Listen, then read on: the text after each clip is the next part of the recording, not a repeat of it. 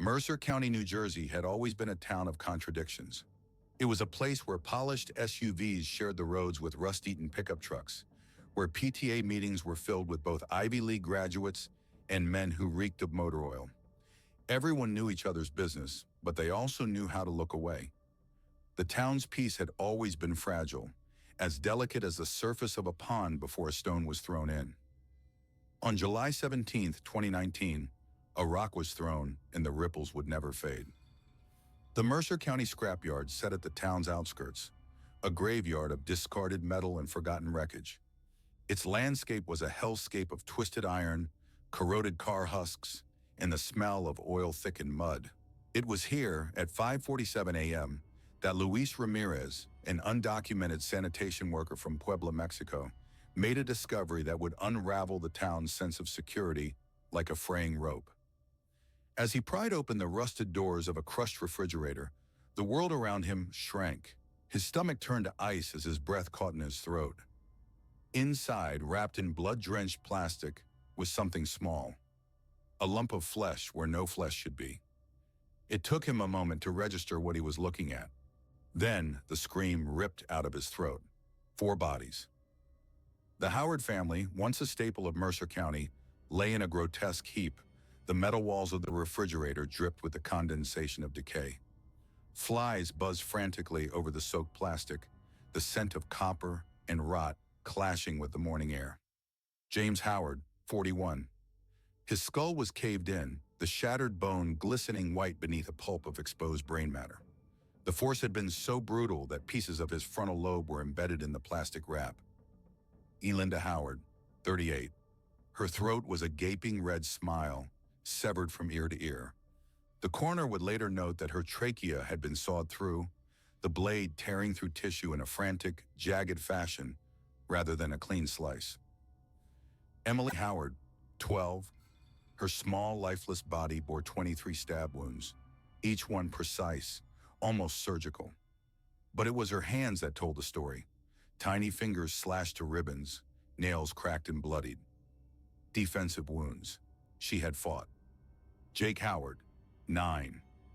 He had been executed with a single bullet to the forehead, a small caliber hole leaking viscous brain matter. The skin around the wound was blackened with powder burns. Point-blank range. The posing was what sickened the first responders the most. The Howards had been arranged post-mortem like a twisted family portrait. James's arms lay over his children in a mock embrace, his pulverized head tilted slightly toward his wife, as if whispering a final secret. Mercer County would never be the same. 214 Willow Lane was a time capsule, frozen mid-breath. The front door was unlocked.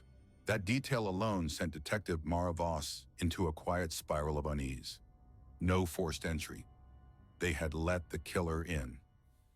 Inside, the house felt disturbingly alive.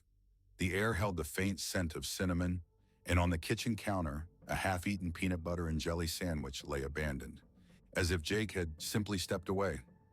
Breakfast dishes sat in the sink, some plates still slick with syrup. A television hummed static in the living room. Upstairs told a different story. The master bedroom was a war zone. A shattered lamp lay in a spray of glass. The floral patterned wallpaper bore a bloodied handprint, smudged as if someone had desperately grasped the wall in their last moments. A single .22 shell casing glinted beneath the bed, whispering of the moment Jake was silenced.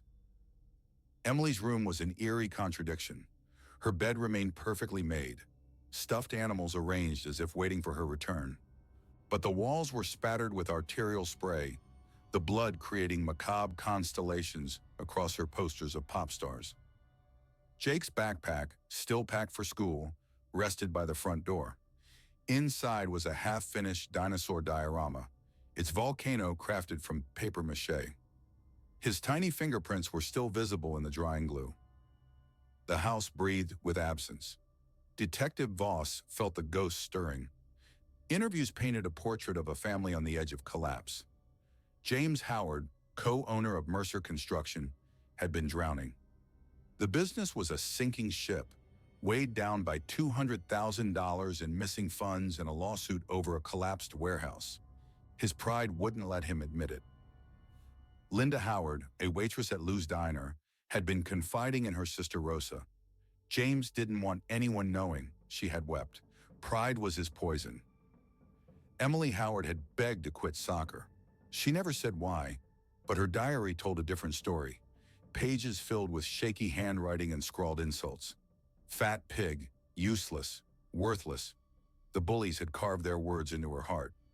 Jake Howard, diagnosed with autism, had found solace in books and his service dog Rex. But Rex had been missing since the murders. The only trace of him? Tufts of golden fur caught in the drying blood near the staircase. Oro or Mercer County had loved the Howards, or at least they loved the idea of them. A perfect family, a perfect illusion. But illusions shatter. The town's grief curdled into paranoia. Flyers with the Howards' faces papered every storefront, their smiles frozen in time. At Lou's Diner, hushed voices speculated between bites of scrambled eggs.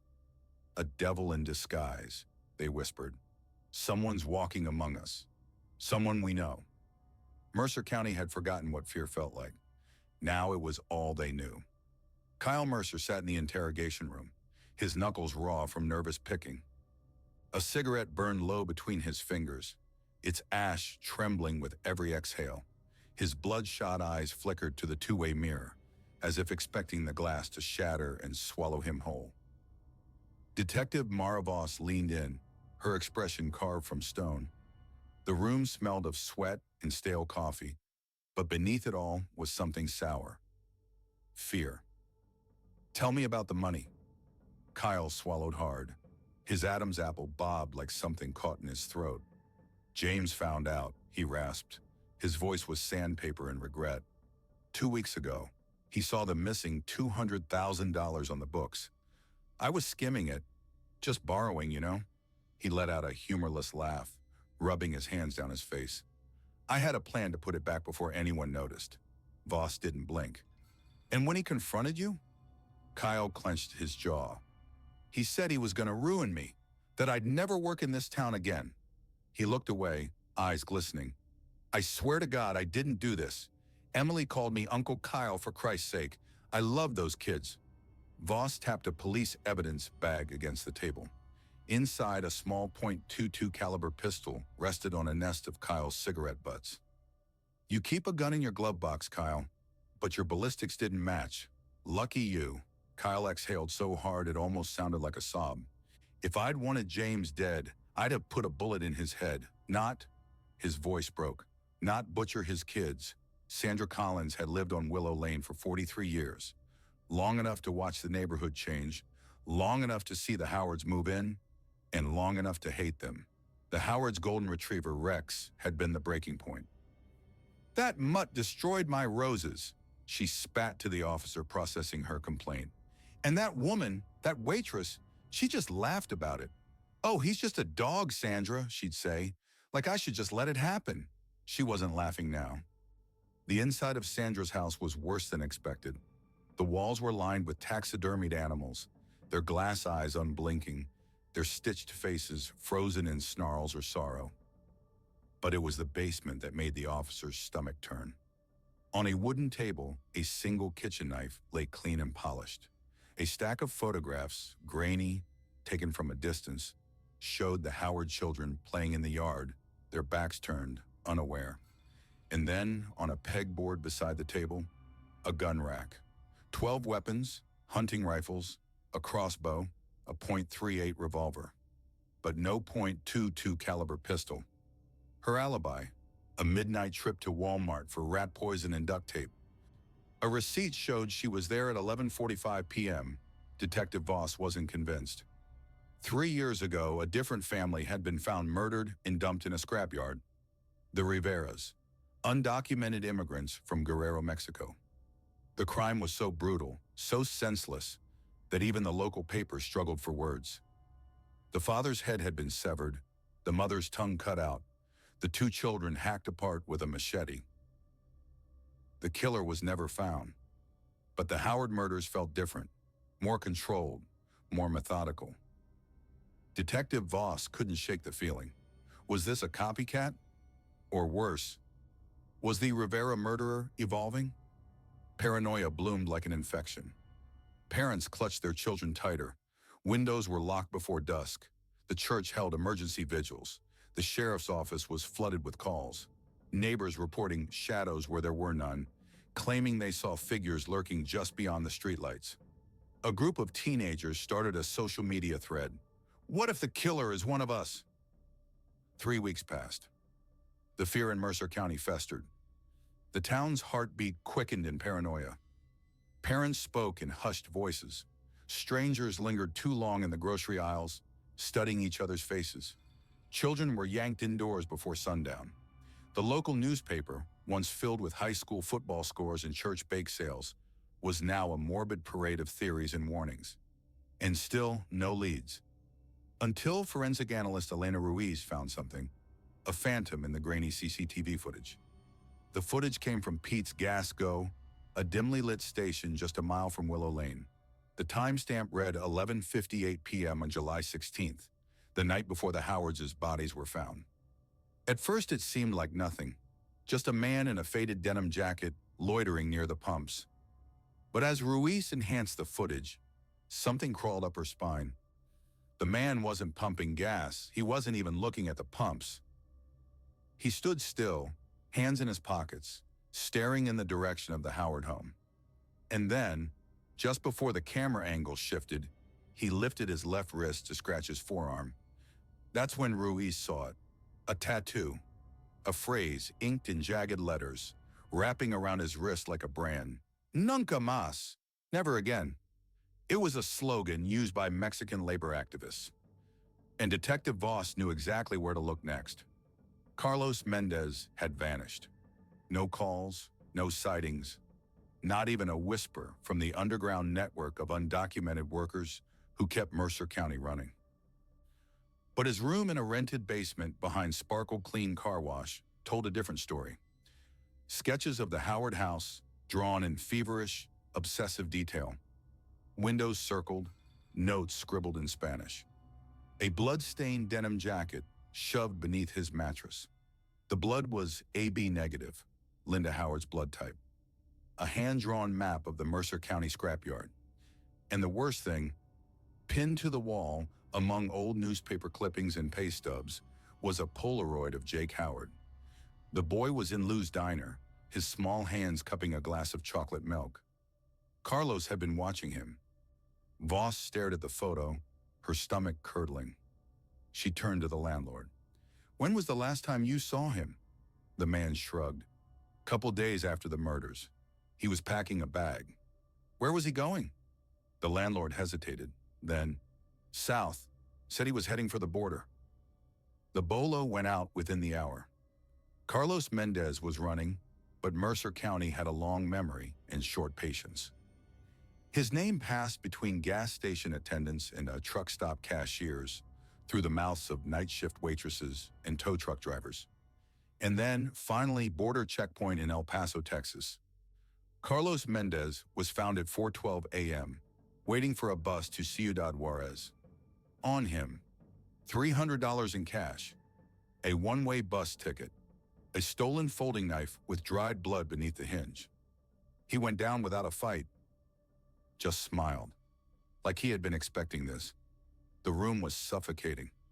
Carlos sat across from Detective Voss, his wrist cuffed to the table, the chain rattling softly as he stretched. He looked calm, rested, amused. A predator who had already finished his meal. You think I'm a monster? He asked, voice smooth as oil. No, I'm a ghost. Men like Howard make ghosts. Voss leaned in. Tell me what you did. Carlos smiled. You already know. Voss pushed a crime scene photo across the table. Emily's torn hands, Linda's gaping throat, Jake's bullet-shattered skull. Carlos studied them, running his fingers over the glossy paper. Lingering. Then in a slow, measured voice, he said, I made it quick. Carlos spoke in rapid Spanish, his voice rising and falling like a priest at a sermon. A translator relayed his words, but Voss barely needed them. The horror was universal. In Michoacan, I was a teacher. Then the cartels came. They burned my school, killed my students. I crawled here through desert and shit, and what did I find? Men like Howard. Hijos de puta who treat us like dirt. He paused. A thin, satisfied smile crept up his face. That day at the car wash, he took back his tip. For him, $5 was nothing. For me, it was everything. Carlos had stalked James for weeks, watching, waiting, learning his habits. On July 15th, he slipped through an unlocked basement window. Linda woke first. I slit her throat to silence her screams. James fought. He broke my nose before I caved his skull in. Emily tried to shield Jake. She was brave, Carlos said, almost respectfully. I made it quick. And then, the bodies were too heavy to move alone, so I posed them, made them beautiful. Detective Voss's nails dug into her palm. You think this was justice? She spat. Carlos leaned forward, chains clinking. His lips curled into something neither a smile nor a frown, something ancient and terrible. No, a pause. This was art. Mercer County had never seen a trial like this. The courthouse, an aging colonial structure with flaking white paint, became a fortress of grief and rage. The press flooded the streets like crows to a fresh corpse. News vans parked along Main Street. Locals peered out from behind curtains, unwilling to admit they wanted to see this. Outside the courthouse, protesters clashed in bitter, spitting waves. On one side, "Justice for the Howards," printed on placards, their bearers red-faced with fury. Parents held up photos of their own children, silent in their fear. Old men in faded army jackets grumbled about the state of the country, the border, the violence. On the other, migrant workers kneeling in prayer. Signs reading, "Carlos is the real victim," and "Racism killed the Howards, not him." Elena Ruiz, the forensic analyst, watching from the steps with a look that said nothing but meant everything. Inside, Carlos Mendez sat at the defendant's table, his wrists uncuffed for the jury's sake. He wore a suit that didn't fit. But the moment Detective Mara Voss walked into the courtroom, he smiled. And for the first time in her life, Mara Voss felt truly afraid. The prosecution delivered the details in a voice carved from cold steel. James Howard's skull was caved in so brutally that pieces of his brain were embedded in the walls. Linda Howard's trachea was sawn through, indicating prolonged suffering. Emily Howard suffered 23 stab wounds. Defensive wounds? She fought. Jake Howard was executed. The gun was pressed to his forehead. Powder burns prove it. In the front row, Linda Howard's sister, Rosa, clutched a rosary so tightly her knuckles turned white. The bodies were posed. The jury flinched. And through it all, Carlos Mendez sat, calm, head tilted slightly like he was listening to music only he could hear. Then they played the recording. The jury watched Carlos Mendez on the flickering screen, handcuffed to the table, his mouth curled into something neither a smirk nor a snarl. You think I'm a monster? No, I'm a ghost. Men like Howard make ghosts. Someone in the audience started sobbing. You ask why I did it? Carlos leaned into the camera, his voice low, intimate, like he was telling a bedtime story. Because in this country, a poor man's rage is the only thing they cannot ignore. Silence. A single juror, a young woman in a blue dress, folded her arms across her stomach like she was about to be sick. Carlos's lawyer, a public defender from Trenton, was a man who looked like he hadn't slept in weeks. His argument was simple. Carlos Mendez was a victim of systemic oppression. He had fled cartel violence only to be treated like an animal in America. James Howard had humiliated him, taken back a $5 tip. $5 that meant nothing to a man like Howard. $5 that meant survival to Carlos. He snapped, the lawyer said, voice shaking. The system broke him. Carlos watched his lawyer with mild amusement, as though he found the entire thing amusing. And maybe he did. Then the prosecution brought out the evidence that would seal Carlos Mendez's fate. A photograph, one that had been found in Carlos's rented room, pinned to the wall. A Polaroid of Jake Howard, sitting in Lou's diner, chocolate milk in hand, smiling, alive. The timestamp on the back? July 1st, 2019. 2 weeks before the murders, Carlos had been watching them, following them, thinking, planning. The jury looked at Carlos again, and this time there was no sympathy in their eyes. It took 3 hours. When the jury returned, the room was thick with something unspoken. Carlos sat up, unfolding his hands from his lap for the first time all trial. Like he already knew. We, the jury, find the defendant guilty. A slow exhale moved through the crowd. Someone in the audience let out a muffled cry. Carlos didn't flinch. No rage, no fear, no sadness, just a smile. And then, as the judge read his sentence, Carlos Mendez finally spoke, low, under his breath, but loud enough for Detective Voss to hear. You still don't see it, do you? This was never about me, never about them. This is just the beginning. And then he laughed. A dry, humorless chuckle that spread through the courtroom like a sickness. And suddenly the victory felt like something else entirely. Like a mistake. Like something had been set loose. And Mercer County would never be the same.